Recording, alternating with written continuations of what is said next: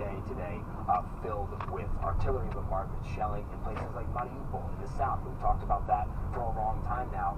The last remaining pocket of Ukrainian resistance centered on the Azovstal steel plant complex, also under constant bombardment. That is the theme this Orthodox Easter Sunday here in Ukraine. Meanwhile, we are still waiting on any sort of word about a meeting today that President Zelensky said was going to take place between Secretary of State Antony Blinken, Secretary of Defense Lloyd Austin, and the President himself here in Kyiv. It was a surprise last night that Zelensky previewed that this meeting was happening. Generally speaking, when top officials like that under heavy security come to regions like this, the visits are not announced until after those officials have left the country. Perhaps that's what we're still waiting for, video or information coming out of that meeting until after those U.S. officials leave. That's going to be the top headline tonight, Fred, that we're still looking out for. It will indeed. All right, keep us posted. Matt Rivers, thank you so much. All right, let's get back to our breaking news, the historic election in France. CNN's diplomatic editor, Nick Robertson, is with us right now. So, Nick, what will this mean? A victory for Macron or potentially a defeat? Yeah, the incumbent Macron gets re-elected 58.2% to Marine Le Pen. The populist right-winger got 41.8%, so clearly trailing a long way behind Macron. Macron, the first French president to be re-elected.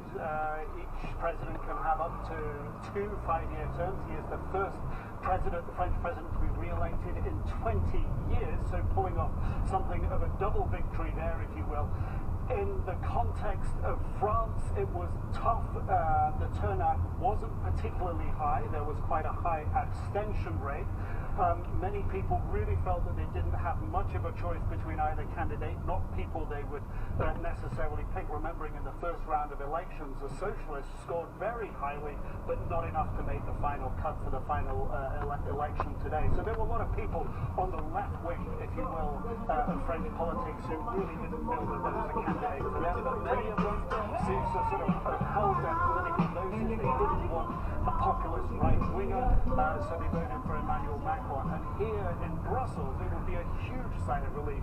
Le Pen was really sort of anti-European Union, would have been very divisive here, would have really gummed up, if you will, the workings of the European Union. And Macron has really established himself as one of the important power players, political power players here at the EU. So this will restore him to that position, give some momentum back to the European Union, particularly dealing with Russia over the war in Ukraine. I think at the moment, looking at these figures, the perhaps